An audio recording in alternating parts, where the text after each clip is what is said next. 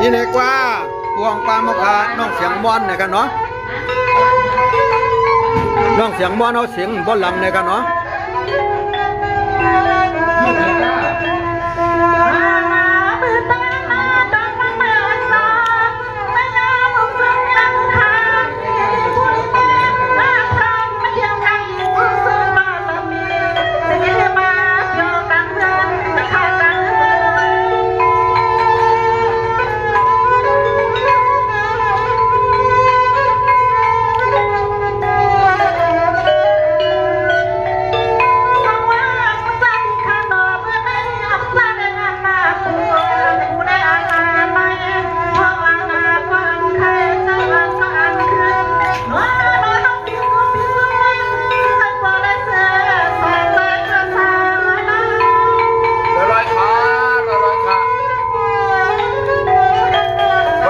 ก็ปัญญาอีกค่ะก็คนใจคนไรคนเชื่อแบบนี้ค่ะ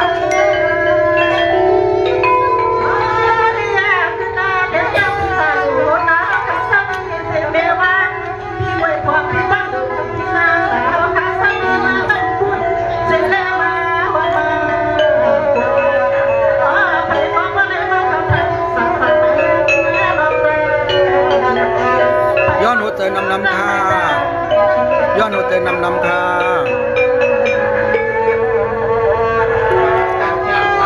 อันนี้ก็เป็นเก้าเงาค่ะเก้าเงาค่ะบทจังผู้อ่องนี่กันเนาะนี่ก็มาตีเฮิรนเก้าเงาค่ะบทจังผู้อ่องนี่กันเนาะ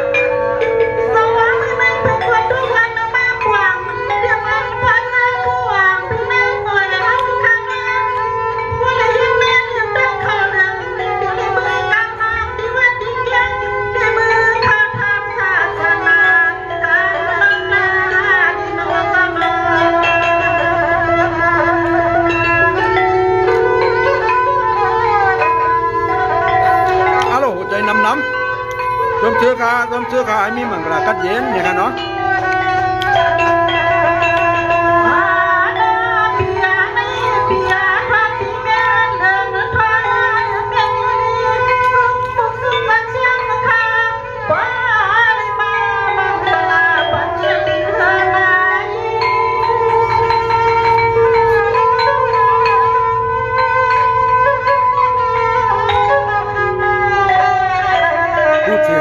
พี่ใจปั้นดูนะครับอ๋อลาเซียวโหปึกพุ่งห่างนะครับ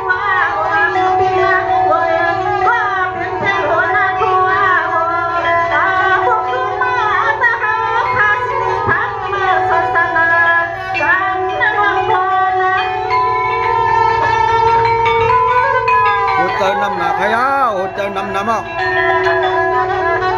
ย้อนสวยมีมังกรกัดเย็นกันกูก็กูปนกันอะไรกูสูทำไงก็เฮ็ดตั้งหลูตั้งตานเนี่ยกัน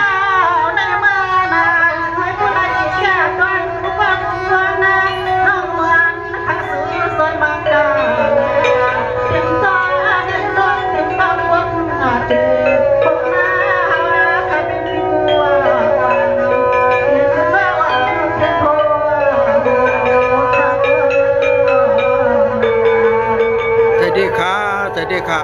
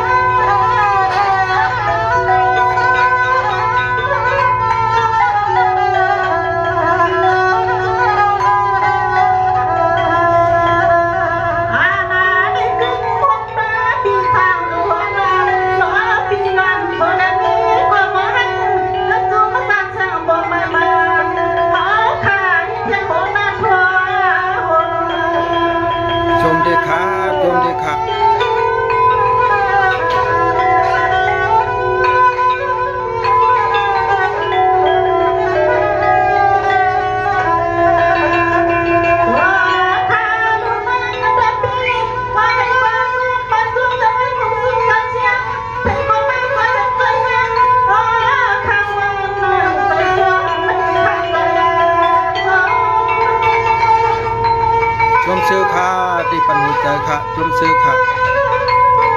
ให้เลยกินให้เลยรู้ให้เลยกู้สู่เหมือนกันกูก็กูคนสินก็มาเนี่ยค่ะเนาะ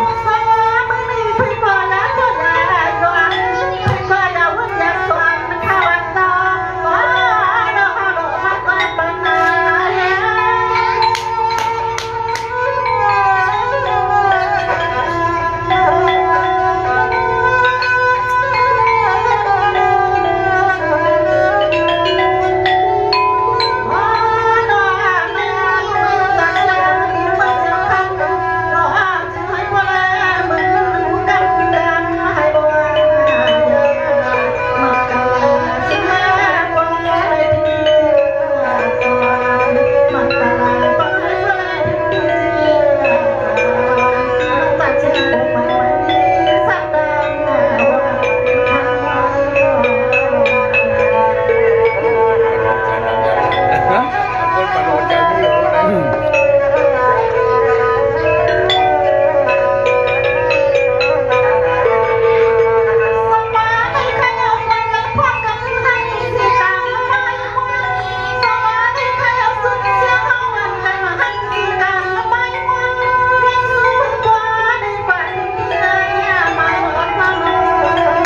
ใจดีค่ะใจดีค่ะก่อนกันปนินปนเนียงปลายมวนเอาค่ะปลายมวนนี่ก็เฮ็ดไรกูก็กูเจ้านี่ค่ะเนาะว่าอยู่บ้านหลังเมืองเหลอนี่ก็มาเข้าห่มเลยมาเฮ็ดไรนี่ค่ะเนาะ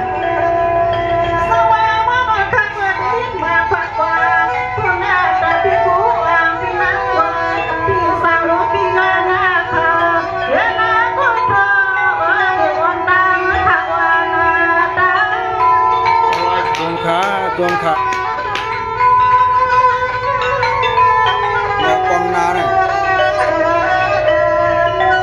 กองนาเนี่ยเนาะ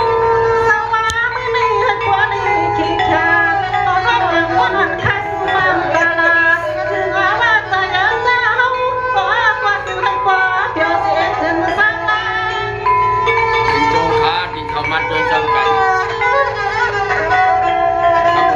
เขาเลยข้าวครับ มาสูงกูก็กูก้นค่ะมาสูงค่ะที่เขามาตัวไรสุดนี่ค่ะเนาะ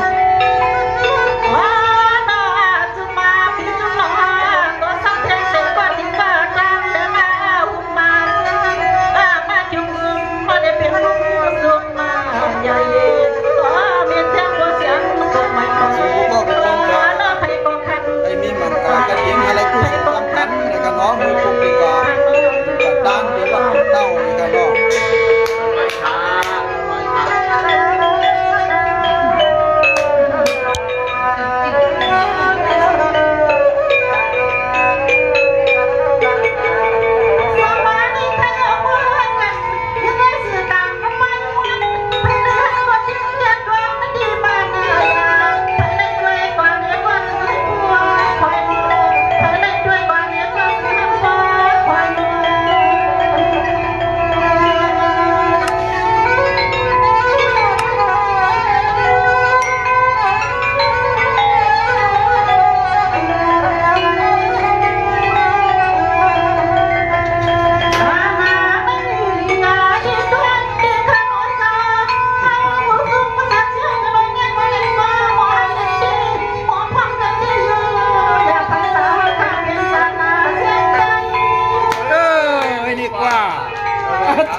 ตาหน้าชอนกันด้วย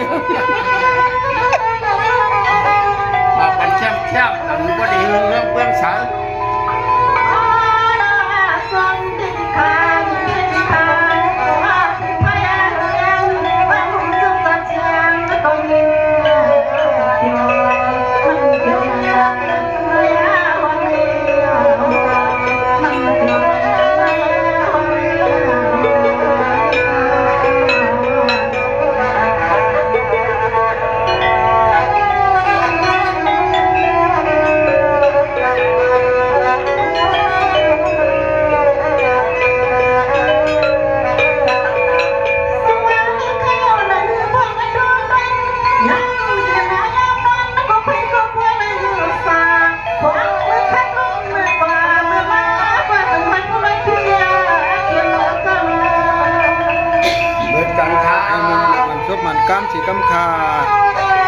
ไอ้หลอดพริกเขียนกูก็กูโกนค่ะ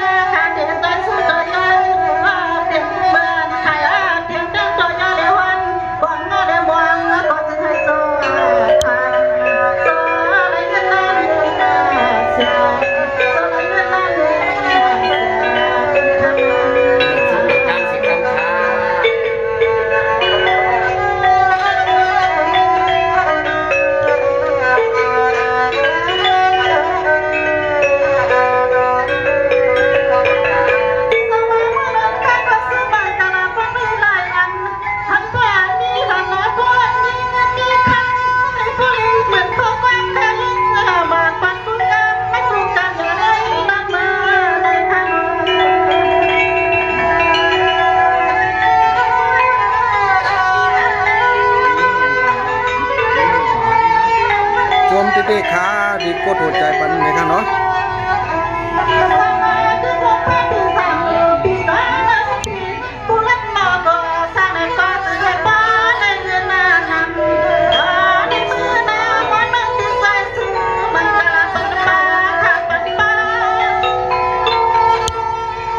บาทเอาร้อยอย่าเลี้ย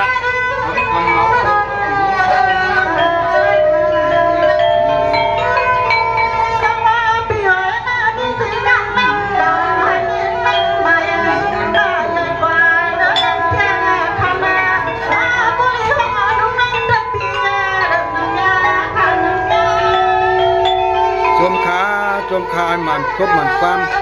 น้องเสียงมอนสีกำคา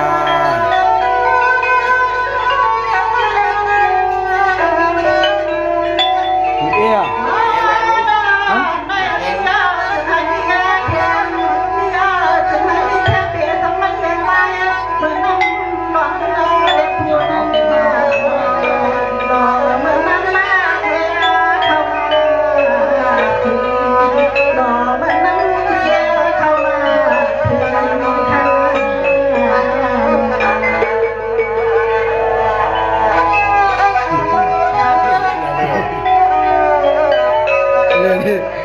ว่าขับรถได้สั่งล้วนเอาได้ได้สั่งล้วนเอาได้มังซาหลวงเอาได้จมเสื้อขาได้สั่งล้วนเอาหลวนมันก็อยู่ดี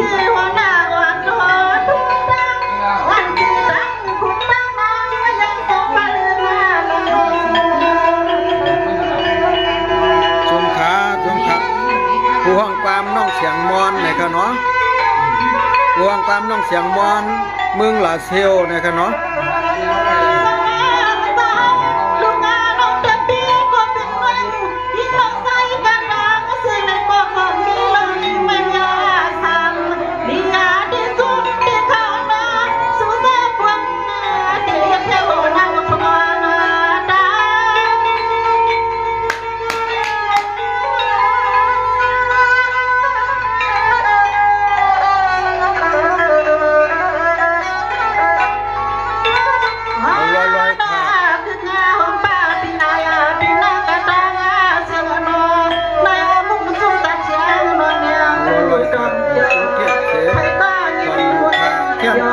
ยินชมค่ะที่อยู่กรุงเทพเลยความปนินปันเฮียงแล้วก็ยินชมค่ะ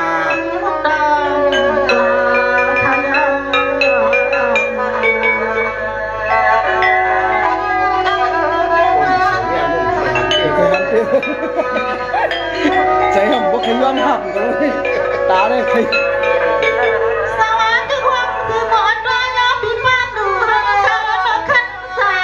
คือคนพาพี่ให้พี่มาแล้วพายังนานที่พี่ตองจังตะพังมาบ่มาหมดมาเกินเดือนนั้นในทุกคนเดียว ไอ้นี่กว่ายุ่งวันนี้นะพี่ใจพี่มาล่าเขา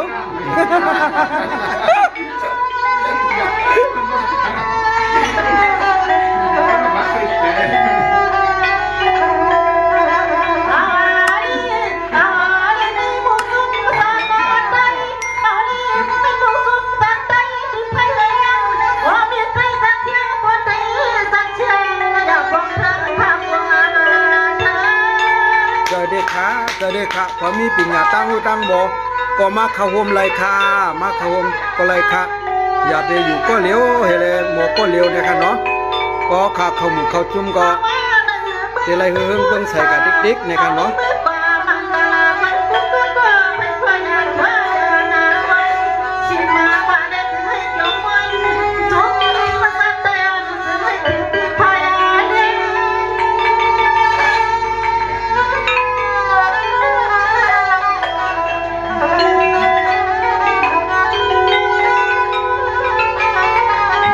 ยินชมค่ะ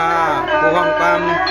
ใจสั่งล้วนเอาค่ะดีปันหัวเตอมานำอะไรกุศลพรดีเหมือนกันเนี่ยค่ะเนาะทำในเฮาค่ะก็มาเฮ็ดการกายกุศลที่เฮินก่อจ้างเมจัง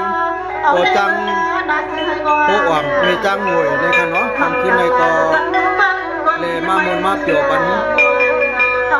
เจ้าตาหน้าเขาเนี่ยค่ะเนาะ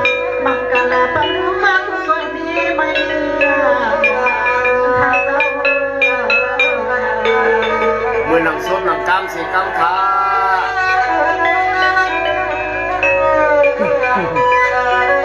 ยินชมค่ะยินชมค่ะดีปันเฮียงเลยค่ะเนาะ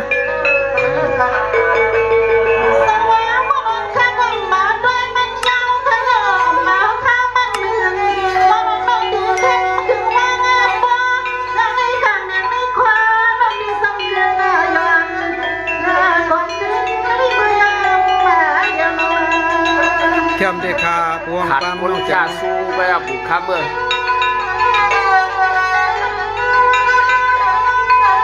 นี่ค่ะเจ้าตันหน้าเขาค่ะมีจ้างหน่วยนี่ค่ะเนาะมีจ้างหน่วยก็วงนาแก้งกับข้านั่นนะมีจ้างหน่วยกับเบานาน่ะข้านั้น ขอเปิดหัวพี่แม่เขาค่ะขอคืนนอนกันอันนี้วันชาค่ะพี่ชา